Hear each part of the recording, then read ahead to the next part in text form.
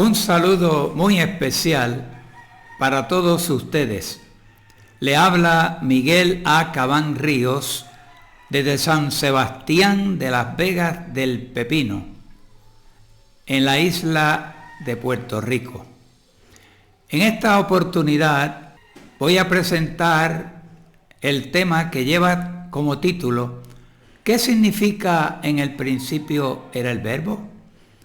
En el Evangelio de San Juan, capítulo 1 y verso 1, leemos las siguientes palabras. En el principio era el verbo, y el verbo era con Dios, y el verbo era Dios. Es citado de la versión Reina Valera de 1960. Ahora cabe preguntar, ¿y quién es el verbo? El verso 14 responde, y aquel verbo fue hecho carne y habitó entre nosotros. En otras palabras, en el principio era o existía Cristo, y Cristo era con Dios, y Cristo era Dios. Cristo ha existido por la eternidad juntamente con el Padre. Antes de la encarnación de Cristo como hombre, existía como un ser divino espiritual. Una vez se encarnó a través de la bienaventurada Virgen María, posee dos naturalezas, la divina y la humana. Por esa razón decimos que Cristo era divino y humano. Noten ahora lo que dice la última parte del texto bajo consideración. Y el verbo era Dios. En otras palabras, Cristo era Dios. No se extrañe de esta declaración, pues San Juan 20:28, Tomás le dijo al Salvador del mundo, Señor mío y Dios mío. Los enemigos de la deidad, compuesta por el Padre, el Hijo y el Espíritu Santo, aseveran que Tomás sencillamente usó una exclamación emocional de asombro, hablada a Jesús. Esto es imposible por la siguiente razón. En nuestra cultura es aceptable usar la exclamación emocional, oh mi Dios, para denotar asombro, pero en la de Tomás era inaceptable en vista de que los judíos tenían mucho cuidado al usar la palabra Señor o Dios. Ahora, cabe preguntar, ¿qué fue lo que le contestó al Señor Jesús? Le contestó, Señor mío y Dios mío. Así que Tomás reconoció que Jesús es el Señor y verdadero Dios. Para Tomás, Jesucristo no era un Dios. Si así fuera, él hubiera usado la palabra griega teos sin el artículo, pues según los oponentes de la deidad del Señor Jesús, cuando se habla del Dios Supremo, se usa la palabra hotheos. En este texto, Tomás le dijo a Cristo, Señor mío y Dios mío, y usó el artículo ho antes de Señor mío y antes de Dios mío. Ho Kyrios moi kai hotheos moi. Quiere decir que Tomás se dirigió a Cristo reconociéndolo como Dios.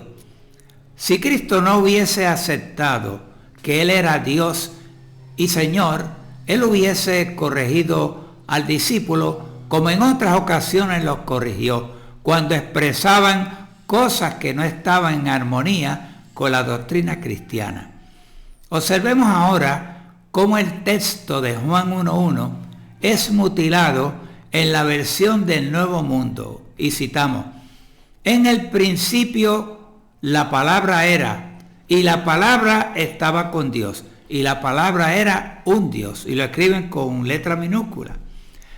Note usted, amigo, la diferencia que hay entre lo que dice la versión Reina Valera y aquel verbo era Dios, y la traducción del Nuevo Mundo y la palabra era un Dios.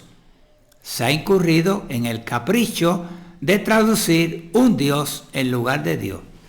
Para poder justificar la traducción un Dios en San Juan 1:1, Nuestros oponentes citan varias versiones que no se acatan al original griego. Por ejemplo, ellos acuden a las siguientes versiones: 1864, y la palabra era un Dios. El Nuevo Testamento improvisado. Esta versión fue publicada originalmente en Dublín en el año 1796, y en esa edición se tradujo Juan 1:1 de la siguiente manera: la palabra era Dios, y lo escriben con letra mayúscula. En cambio, la edición que los testigos de Jehová citan fue publicada en el año 1808 en Londres por los unitarios, que están de acuerdo con los testigos y también rechazan la deidad de Cristo. Esta versión es unitaria, por lo tanto no tiene base para lo que los testigos quieren probar. 1935, y la palabra era divino. The Bible and American Translation por J.M.P. Smith y Goodspeed. Si el original griego dijera Theos, se podría traducir y la palabra era divina. Pero el griego dice Theos, Dios. Decir y la palabra era divino es tergiversar la traducción. 1963. Y la palabra era un Dios. Traducción del Nuevo Mundo de las Escrituras griegas cristianas. Algunas personas, como alguien ha dicho, buscan la versión que más les interesa, esté totalmente desprestigiada por todos los eruditos en Sagradas Escrituras, o traducen ellos mismos la Biblia a su gusto y luego te dicen, como se encuentra en el diaglotón enfático, o como dice la versión del Nuevo Mundo.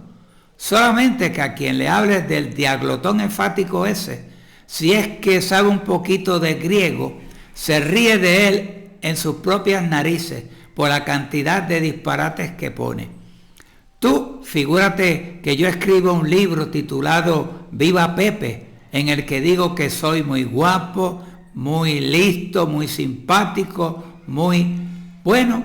Después escribo otro libro y en vez de decir que soy guapo, listo y simpático, pongo, como dice el famoso libro Viva Pepe, fulano de tal, yo es muy guapo, muy listo, muy simpático, muy... A lo mejor llegas a creer todo eso, pero la verdad es que te la estoy dando con queso. Más claro, te estoy engañando. Los testigos de Jehová creen que Juan 1:1 destaca la cualidad de la palabra, que era divino, parecido a Dios, un Dios, pero no el Dios Todopoderoso. Según esta aseveración, hay varios dioses. Por un lado, tenemos un Dios todopoderoso, Jehová. Por otro lado, a un Dios poderoso, Jesucristo. Pero ¿qué dice la Sagrada Escritura respecto a este asunto? Que Jehová es verdadero Dios, no hay otro además de él. Deuteronomio capítulo 4, versículo 35. No hay más que un solo Dios, según 1 Corintios 8:4. Los testigos de Jehová son politeístas porque creen en dos dioses. Uno todopoderoso que creó a otro poderoso. Veamos cómo se ha traducido la última parte del texto que nos ocupa en diversas versiones. Y el verbo era Dios, Nácar Colunga. Y el verbo era Dios, Strongbinger. Y el verbo era Dios, Bober Cantera.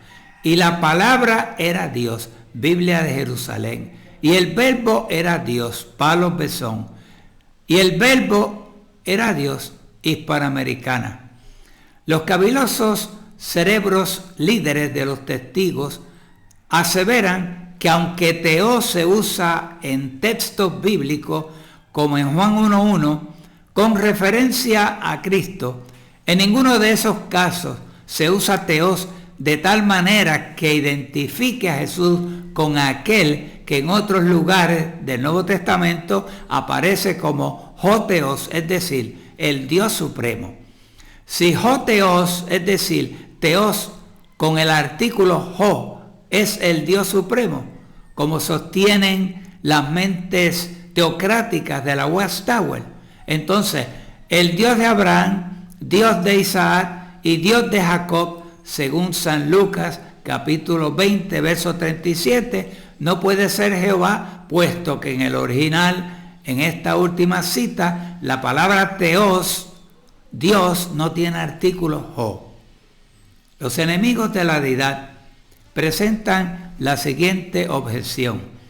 Obsérvese que se dice, la palabra estaba con Dios. El que está con otro no puede ser ese otro.